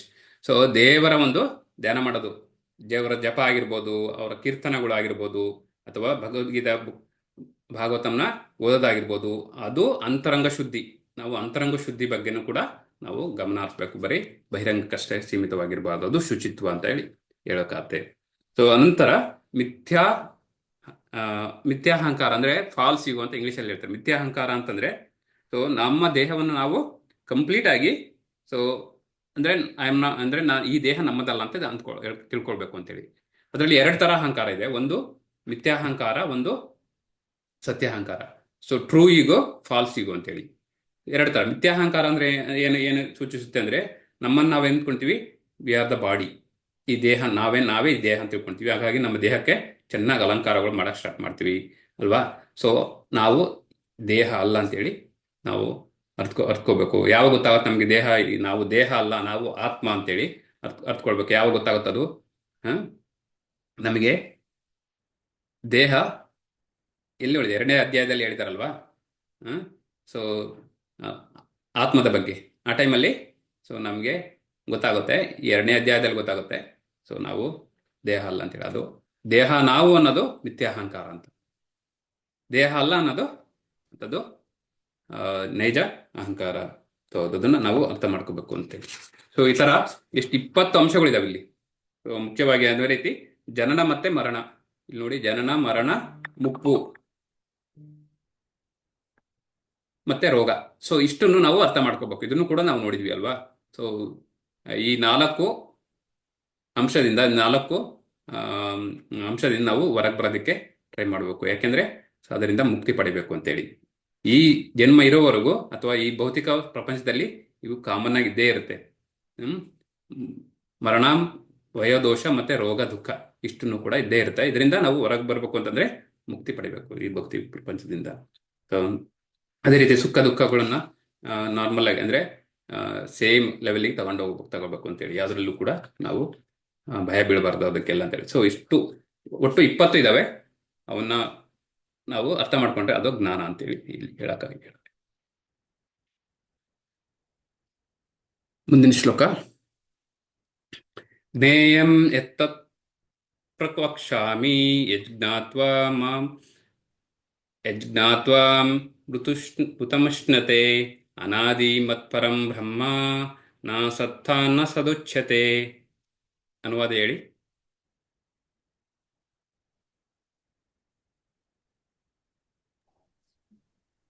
ಬೇರೆಯವರು ಹೇಳ್ಬೋದು. ಯಾವ ಜ್ಞಾನವನ್ನು ತಿಳಿದುಕೊಂಡು ನೀನು ಅಮೃತ ತತ್ವವನ್ನು ಸವಿವಿಯೋ ಆ ಜ್ಞಾನವಾದವನ್ನು ವಿವರಿಸುತ್ತೇನೆ.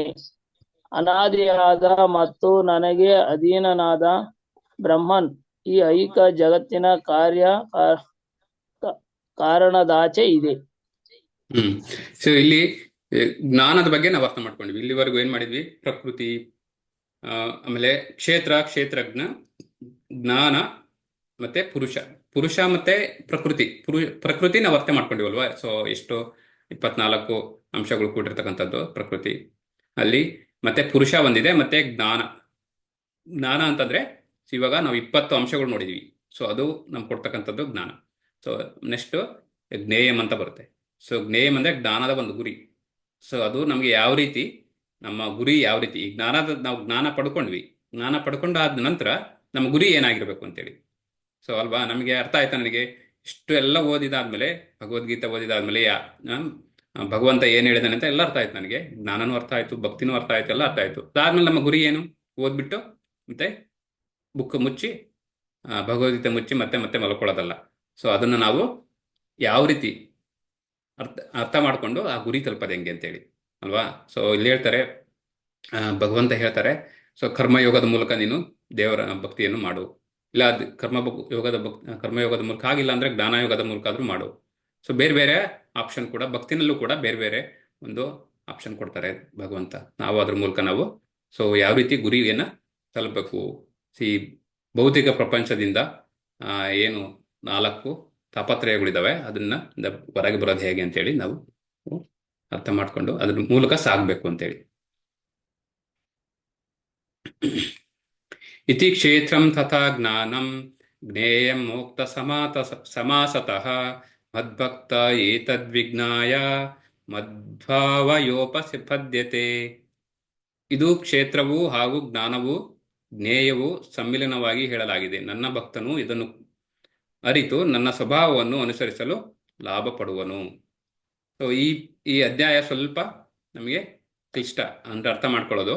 ಯಾಕೆಂದ್ರೆ ಸ್ವಲ್ಪ ಏನಾಗಿದೆ ಅಂದ್ರೆ ತತ್ವಜ್ಞಾನ ಫಿಲಾಸಫಿ ಥರ ಇದೆ. ಸೊ ನಾರ್ಮಲ್ ಬೇರೆ ಅಧ್ಯಾಯಗಳ ಥರ ಅಲ್ಲ ಇದು. ಸೊ ಯಾಕೆಂದರೆ ಇದರಲ್ಲಿ ತುಂಬ ಕ್ಲಿಷ್ಟಕರವಾದಂಥ ಒಂದು ಪದಗಳು ಮತ್ತು ಅದನ್ನ ಅರ್ಥ ಮಾಡ್ಕೊಳ್ಳೋದು ಸ್ವಲ್ಪ ಗಮನವಿಟ್ಟು ಕೇಳಿದ್ರೆ ಅರ್ಥ ಆಗುತ್ತೆ, ಇಲ್ಲಾಂದ್ರೆ ಸ್ವಲ್ಪ ಕಷ್ಟ ಆಗ್ಬೋದು. ಸೊ ಸೊ ಜ್ಞಾನ ಮತ್ತು ಜ್ಞೇಯ ಅದ್ರ ಬಗ್ಗೆನೇ ಹೇಳ್ತಾ ಇದ್ದಾರೆ ಇಲ್ಲಿ. ಸೊ ನಾವು ಜ್ಞಾನ ಪಡೆದಾದ್ಮೇಲೆ ಸೊ ನೀವು ಯಾವ ರೀತಿ ನನ್ನ ಭಕ್ತನಾಗೋದಕ್ಕೆ ಎಲ್ಲ ಹೇಳ್ಕೊಟ್ಟಿದ್ದಾರೆ ಅವರು. ಸೊ ಯಾವ ರೀತಿ ಭಕ್ತನಾಗೋದಕ್ಕೆ, ಸೊ ಏನೇನು ಯಾವ ಥರ ನವವಿಧ ಭಕ್ತಿ ಮಾಡಬೇಕು, ಮತ್ತು ಜ್ಞಾನವನ್ನು ಪಡೆಯೋದು ಹೇಗೆ, ಪಡೆದೋದನ್ನು ಸೊ ಯಾವ ರೀತಿ ಅನುಭವಿಸ್ಬಿಟ್ಟು ಅದನ್ನು ಲಾಭ ನೀನು ಯಾಕೆ ಪಡ್ಕೊತೀಯ ಅಂತೇಳಿ, ಸೊ ಅದನ್ನು ಧ್ಯೇಯಂ ಅಂತಲ್ಲಿ ಹೇಳಕ್ಕಾಗತ್ತೆ. ಪ್ರಕೃತಿ ಪುರುಷಂ ಚೈವ ವಿದ್ಯಾನಾದಿ ಉಭಾವಪಿ ವಿಕಾರಾಂಶ ಗುಣಾಂಶೈವ ವಿದ್ಧಿ ಪ್ರಕೃತಿಂ ಸಂಭವಾನ್. ಪ್ರಕೃತಿ ಮತ್ತು ಜೀವಿಗಳು ಅನಾದಿ ಎಂದು ತಿಳಿಯಬೇಕು. ಅವರ ಮಾರ್ಪಾಡುಗಳು ಗುಣಗಳು ಪ್ರಕೃತಿಯಿಂದ ಆದವು. ಇಲ್ಲಿ ನೋಡಿ, ಪ್ರಕೃತಿ ಮತ್ತು ಜೀವಿ ಇವೆರಡೂ ಕೂಡ ಇವಕ್ಕೆ ಆದಿ ಅಂತ ಇಲ್ಲ, ಅಂದರೆ ಯಾವಾಗಿದ್ದು ಅಂತ ಹೇಳಿ ಇಲ್ಲಿ, ಅವು ಯಾವಾಗನಿಂದಲೂ ಇದೆ ಅಂತ, ಅನಾದಿ. So there is no beginning ಅಂತ. ಸೊ ಎರಡೂ ಕೂಡ ಒಟ್ಟಿಗೆ ಬಂದಿದೆ. ಅದು ಮಹಾವಿಷ್ಣು ನಾವು ನೋಡಿದ್ವಲ್ವಾ. ಸೊ ಜೀವಿಗಳು ಹೆಂಗೆ ಉದಯ ಆದವು ಅಂತೇಳಿ, ಫಸ್ಟು ಮಹಾವಿಷ್ಣು ಎಕ್ಸ್ಪೆನ್ಷನ್ ಆಗಿಬಿಟ್ಟು ಅವರ ಒಂದು ಇದರಿಂದ ಸೊ ಗರ್ಭೋದಕ ಸಾಯಿ ವಿಷ್ಣು ಎಂಟ್ರಿ ಆಗ್ತಾರೆ ಬ್ರಹ್ಮಾಂಡದೊಳಗಡೆ. ಅವರಿಂದ ಒಕ್ಕಳದಿಂದ ಕಮಲ ಹೂವು ಬಂದು, ಕಮಲ ಹೂವಾದ್ಮೇಲೆ ಬ್ರಹ್ಮ ಬರ್ತಾರೆ. ಅವರು ಮತ್ತೆ ತಪಸ್ಸು ಮಾಡಿ ಜ್ಞಾನವನ್ನು ಪಡೆದು ಜೀವಿಗಳನ್ನು, ಪ್ರಕೃತಿ ಎಲ್ಲದನ್ನು ಸೃಷ್ಟಿ ಮಾಡ್ತಾರೆ ಅಲ್ವಾ. ಸೊ ಅದು ನಾವು ಅರ್ಥ ಆಯಿತು. ಆ ಪ್ರಕೃತಿ ಮತ್ತು ಜೀವಿಗಳು ಯಾವಾಗಿಂದಲೂ ಇದಾವಂತ, ಆ ಬ್ರಹ್ಮ ಸೃಷ್ಟಿ ಮಾಡೋದರಿಂದಲೂ ಇದೆ. ಮತ್ತು ಅವರ ಮಾರ್ಪಾಡುಗಳು ಕೂಡ ಪ್ರಕೃತಿ ಮೂಲಕನೇ ಆಗೋದು. ಮನುಷ್ಯನ ಅಥವಾ ಜೀವಿಗಳ ಮಾರ್ಪಾಡು ಯಾವ ಥರ, ಒಟ್ಟು 6 ಹಂತಗಳಲ್ಲಿ ನಡೆಯುತ್ತೆ. ಯಾವುದೇ ಜೀವಿ ಆಗಿರ್ಬೋದು, ಅದರಲ್ಲಿ ಆತ್ಮ ಇದ್ದರೆ ಆ ಜೀವಿಗಳ ಒಂದು ಮಾರ್ಪಾಡು ಅಂದರೆ ರೂಪಾಂತರ 6 ರೂಪಾಂತರಗೊಳ್ಳುತ್ತೆ ಅಂತೇಳಿ. ಒಂದ್ಸರಿ ಹುಟ್ಟಿತು ಅಂದರೆ ಕೊನೆಯವರೆಗೂ ಸಾಯೋವರೆಗೂ ಅದು ಒಟ್ಟು 6 ಹಂತದ ಒಂದು ರೂಪಾಂತರ ನಾವು ನೋಡ್ತೀವಿ ಅಂತೇಳಿ. ಯಾವುದು ಮೊದಲು ಹುಟ್ಟಿದ ನಂತರ ಅದು ಸ್ವಲ್ಪ ಬೆಳವಣಿಗೆ ಕಾಣುತ್ತೆ. ಬೆಳವಣಿಗೆ ಆದ ನಂತರ ಸ್ವಲ್ಪ ಸಮಯದ ನಂತರ ಅದು ತರಸ್ತ ಅಂತಲ್ಲ, ಅದು ಹಾಗೇನೆ ಇರುತ್ತೆ.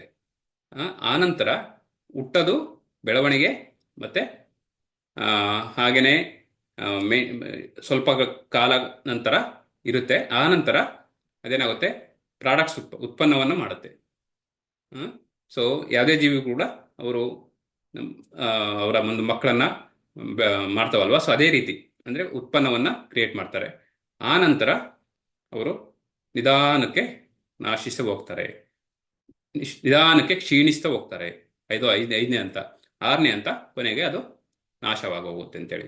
ಸೊ ಬೆಳವಣಿಗೆಯಿಂದ ಹಿಡಿದು ಹುಟ್ಟೋದು, ಬೆಳವಣಿಗೆ ಮತ್ತೆ ಹಾಗೆ ಇರೋದು ಸ್ವಲ್ಪ ದಿನ ಕಾಲದ ನಂತರ, ಅನಂತರ ಆಮೇಲೆ ಅವರು ಉತ್ಪನ್ನ ಪ್ರಾಡಕ್ಟ್ ಕ್ರಿಯೇಟ್ ಮಾಡೋದು, ಆನಂತರ ಸ್ಲೋಲಿ ನಶಿಸಿ ಹೋಗ್ಬಿಟ್ಟು ಕೊನೆಗೆ ಅದು ಸತ್ತು ಹೋಗುತ್ತೆ. ಸೊ ಇದು 6 ಹಂತಗಳ ಒಂದು ಮಾರ್ಪಾಡು ಯಾವುದೇ ಒಂದು ಜೀವ ತಗೊಂಡ್ರು. ಸೊ ಅದು ಪ್ರಕೃತಿ ಮೂಲಕ ಆಗುತ್ತೆ ಅಂತೇಳಿ ಹೇಳ್ತಿದ್ದಾರೆ.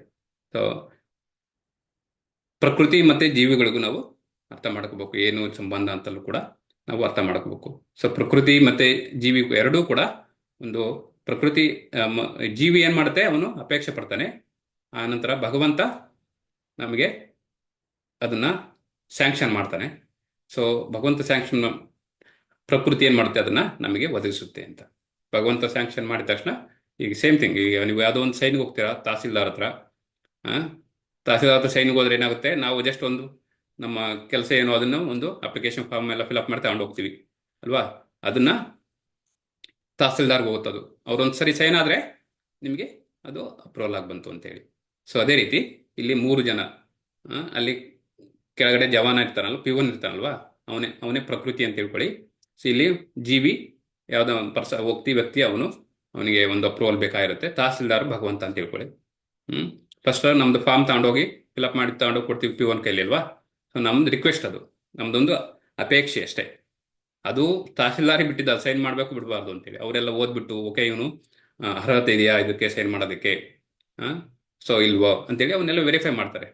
ಸೊ ಅದೇ ರೀತಿ ಭಗವಂತನೂ ಕೂಡ ನೋಡ್ತಾರೆ, ನನ್ನ ಅಪೇಕ್ಷೆ ಅದು ಒಳ್ಳೇದಿದೆಯೋ ಅಥವಾ ಕೆಟ್ಟದಿದೆಯೋ ಅದನ್ನೆಲ್ಲ ಚೆಕ್ ಮಾಡ್ತಾರೆ. ಅವರು ಚೆಕ್ ಮಾಡಿ ಕೊನೆಗೆ ಸ್ಯಾಂಕ್ಷನ್ ಮಾಡ್ತಾರೆ, ಅಪ್ರೂವ್ ಮಾಡ್ತಾರೆ. ಅಪ್ರೂವ್ ಮಾಡಿದ ತಕ್ಷಣ ಮತ್ತೆ P1 ಬರ್ತಾನೆ, ಅದನ್ನ ಅದೇ ರೀತಿ ಪ್ರಕೃತಿ ಅಪ್ರೂವ್ ಮಾಡಿದ ತಕ್ಷಣ ಪ್ರಕೃತಿ ನಮಗೆ ಒದಗಿಸ್ಕೊಡುತ್ತೆ. ಸೊ ಏನೇನು ನಮಗೆ ಅದೇನ್ ಬೇಕು ಅಪೇಕ್ಷೆ ಅದನ್ನ ಒದಗಿಸ್ಕೊಡುತ್ತೆ. ಈ ತರ ಮೂರು ಒಂದು ಜೀವ, ಜಗದೀಶ ಮತ್ತೆ ಜಗತ್ತು. ಸೊ ಈ ಮೂರು ಒಂದು ಅಂಶಗಳ ಒಂದು ಸಂಬಂಧ.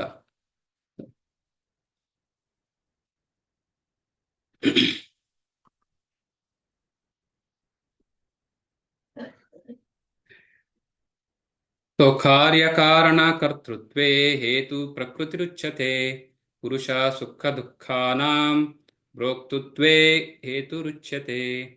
ಎಲ್ಲ ಐಹಿಕ ಕಾರ್ಯಕಾರಣಗಳ ಕಾರಣವು ಪ್ರಕೃತಿ ಎಂದು ಹೇಳಲಾಗಿದೆ. ಈ ಪ್ರಪಂಚದಲ್ಲಿ ಹಲವು ಬಗೆಯ ಸುಖ ದುಃಖಗಳಿಗೆ ಜೀವಿಯು ಕಾರಣ.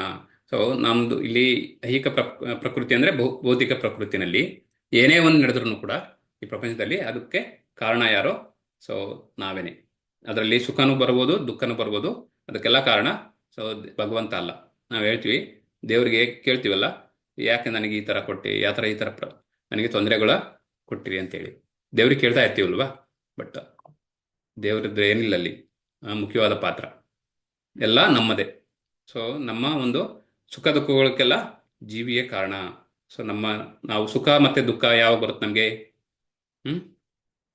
ನಮಗೆ ಸುಖ ದುಃಖ ಅಂತ ಹೆಂಗೆ ನಾವು ಏನಕ್ಕೆ ಬರ್ತೀವಿ ಅಂದರೆ ನಮ್ಮ ಅಪೇಕ್ಷೆಗಳು ಅಲ್ವಾ. ಸೊ ನಾವು ಯಾವುದೋ ಒಂದು ಎಕ್ಸ್ಪೆಕ್ಟೇಷನ್ ಇಟ್ಕೊಂಡಿರ್ತೀವಿ, ಯಾವುದೋ ಒಂದು ಅದರಿಂದ ಫಲಿತಾಂಶ ಇಟ್ಕೊಂಡಿರ್ತೀವಿ. ಅದು ಆಗಿಲ್ಲ ಅಂತಂದ್ರೆ ದುಃಖ ಬರುತ್ತೆ. ಅದು ಪೂರೈಸಿಲ್ಲ ಅಂತಂದ್ರೆ ಅಲ್ವಾ, ಅದು ಪೂರೈಸಿದ್ರೆ ಸುಖ ಅಲ್ವಾ. ಸೊ ಅದೇ ಅವೆರಡೇ ಕಾರಣ. ಅದರಲ್ಲಿ ಯಾವುದೇ ಒಂದು ಅಪೇಕ್ಷೆ ಇಲ್ಲ ಅಂತಂದ್ರೆ ನಮ್ಮ ಒಂದು ಅಪೇಕ್ಷೆನಲ್ಲಿ ಆಕಾಂಕ್ಷೆ ಪ್ರತಿಫಲ ಏನು ಎಕ್ಸ್ಪೆಕ್ಟ್ ಮಾಡ್ದಂಗೆ ಇದ್ರೆ ಅದಕ್ಕೆ ಸುಖನೂ ಇಲ್ಲ ದುಃಖನೂ ಇಲ್ಲ ಅಲ್ವಾ. ಸೊ ಅದು ಅಪೇಕ್ಷೆ, ನಮ್ಮ ಅಪೇಕ್ಷೆ ಅಥವಾ ಪ್ರತಿಫಲ ಏನ್ ಹೇಳ್ತೀವಿ, ಪ್ರತಿಫಲಕ್ಕೆ ನಾವು ಅಪೇಕ್ಷೆ ಪಟ್ರೆ ಅದು ಸುಖ ಮತ್ತೆ ದುಃಖಕ್ಕೆ ಕಾರಣ ಆಗುತ್ತೆ ಅಂತ.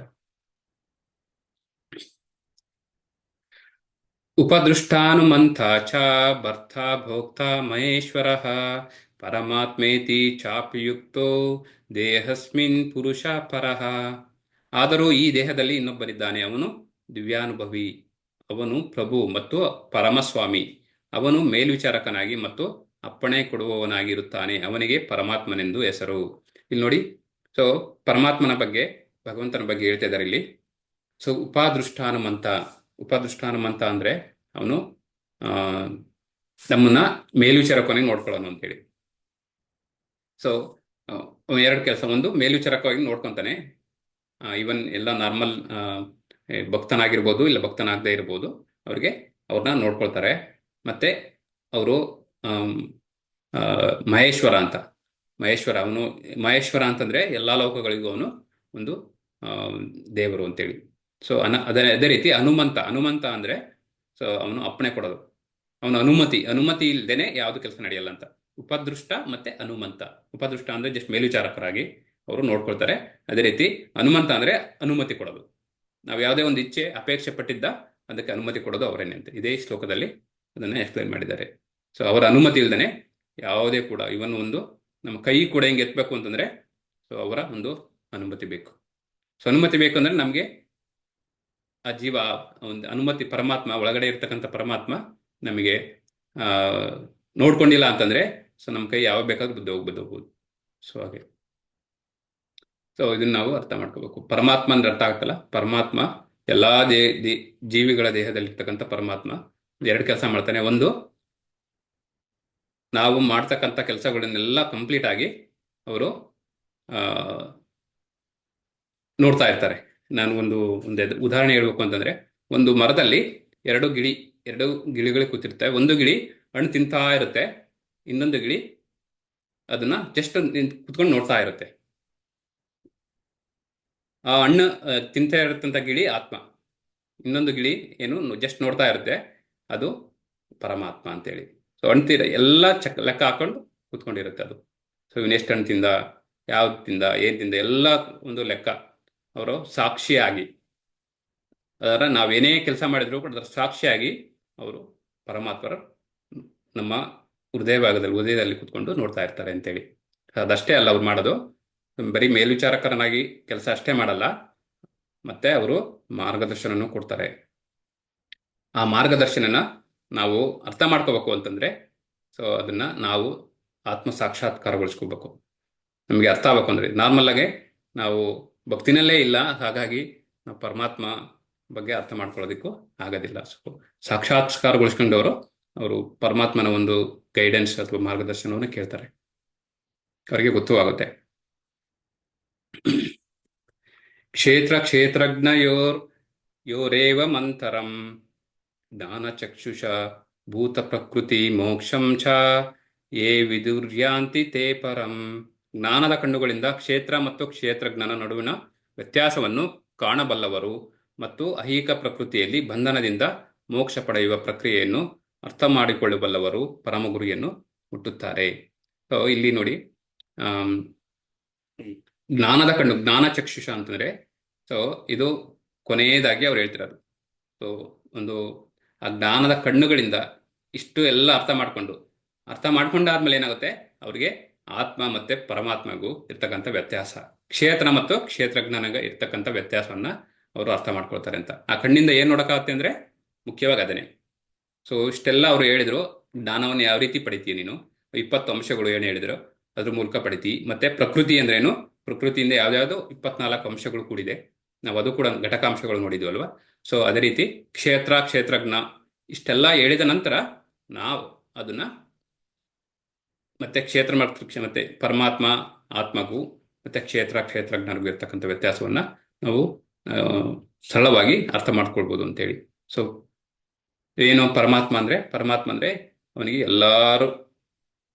ಎಲ್ಲಾರು ಗೊತ್ತು, ಅವನಿಗೆ ಎಲ್ಲಾದು ಗೊತ್ತು, ಹಿಂದಿಂದು ಮುಂದಿಂದು ಮತ್ತೆ ಇವಾಗ ನಡೀತಾ ಇರೋದು ಗೊತ್ತು. ಬಟ್ ಆತ್ಮನಿಗೆ ಓನ್ಲಿ ಇವಾಗಿಂದ ಮಾತ್ರ ಗೊತ್ತು, ಅವನಿಗೆ ಹಿಂದಿಂದು ಗೊತ್ತಿಲ್ಲ, ಮುಂದಿಂದು ಗೊತ್ತಿಲ್ಲ, ಬೇರೆ ದೇಹಗಳು ಗೊತ್ತಿಲ್ಲ, ಬೇರೆಯವ್ರ ಬಗ್ಗೆನೂ ಗೊತ್ತಿಲ್ಲ. ಸೊ ಅದು ಮುಖ್ಯವಾಗಿ ನಾವು ಅರ್ಥ ಮಾಡ್ಕೊಳ್ಬೇಕು ಇಲ್ಲಿ. ಮತ್ತೆ ಈ ಬಂಧನದಿಂದ ಮೋಕ್ಷ ಪಡೆಯೋಕ್ಕೆ ಸೊ ಏನ್ ಮಾಡ್ಬೇಕು, ನಾವು ಅವನು ಹೇಳ್ಕೊಟ್ಟ ಪರಮ ಗುರಿಯನ್ನು ನಾವು ಫಾಲೋ ಮಾಡಬೇಕು. ಸೊ ದೇವರ ಒಂದು ಭಕ್ತಿನಲ್ಲಿ ಸೊ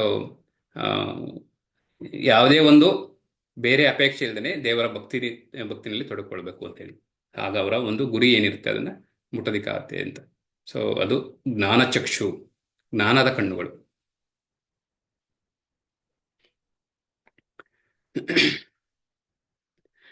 ಅನ್ಯತ್ವೇವಮ ಜಾನಂತ ಶ್ರುತ್ವಾ ಮೇಭ್ಯ ಉಪಾಸತೆ ತೇಪಿ ಜಾತಿ ತರಂತೇವ ಮೃತ್ಯುಂ ಶ್ರುತಿಪಾರಾಯಣಃ.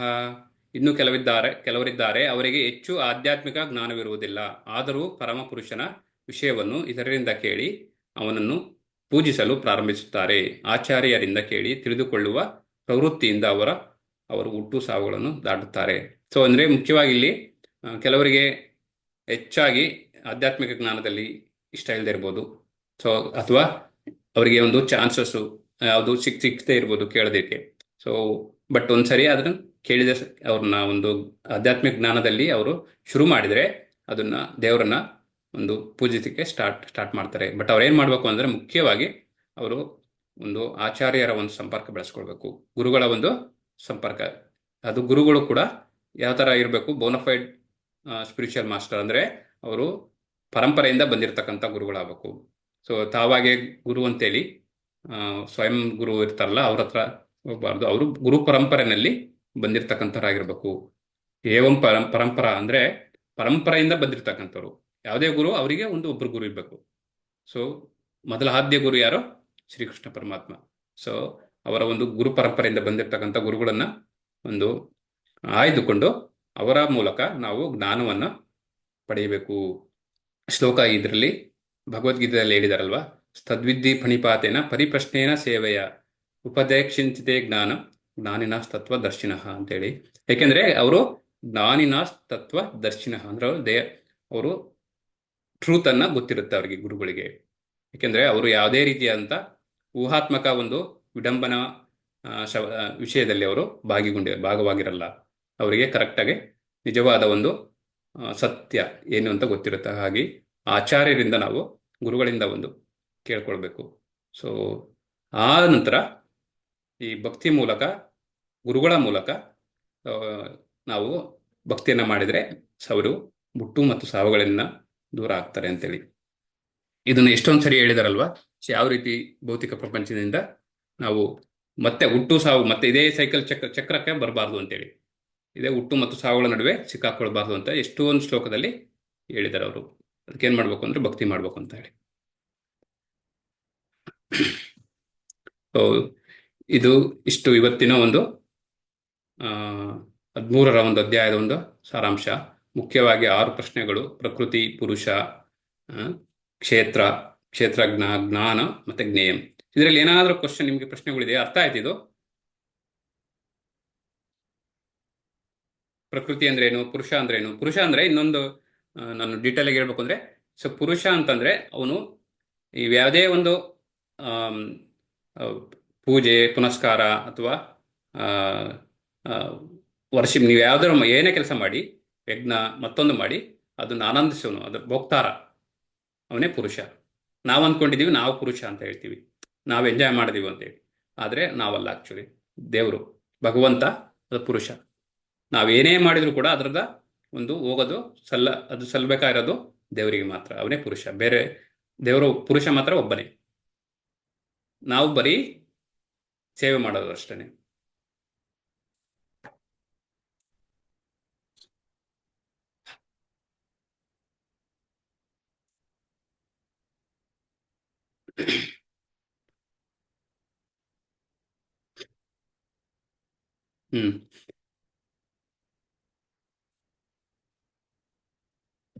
ಏನು ಕ್ವಶನ್ ಇಲ್ವಾ?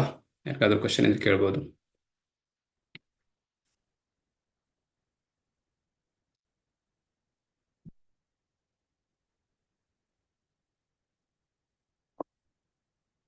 ಈ ಅಧ್ಯಾಯ ಸ್ವಲ್ಪ ನಮಗೆ ಅನಿಸ್ಬೋದು, ಯಾಕೆಂದ್ರೆ ಇದರಲ್ಲಿ ಜಾಸ್ತಿ ಹೆಚ್ಚಾಗಿ ನಮಗೆ ಬೇರೆ ಬೇರೆ ವರ್ಡ್ಗಳು, ಈ ಮುಖ್ಯವಾಗಿ ನಾವು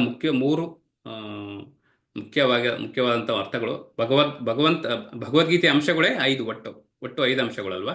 ಪ್ರಕೃತಿ, ಪುರುಷ, ಜೀವ ಅಲ್ವಾ? ಮತ್ತೆ ಇನ್ನೆರಡು ಕಾಲ ಮತ್ತೆ ಕರ್ಮ, ರೈಟ್? ಇವು 3 ಮುಖ್ಯವಾಗಿ ನಾವು ಇಲ್ಲಿ ನೋಡ್ತೀವಿ. ಪ್ರಕೃತಿ, ಪುರುಷ ಮತ್ತೆ ಜೀವ, ಈ 3ನ್ನ ಅಧ್ಯಯನ ಕಂಪ್ಲೀಟ್ ಆಗಿ ಈ ಅಧ್ಯಾಯದಲ್ಲಿ. ಸೊ ಅವರ ಸಂಬಂಧ ಇರ್ಬೋದು, ಯಾವ ರೀತಿ ಆಗಿದೆ.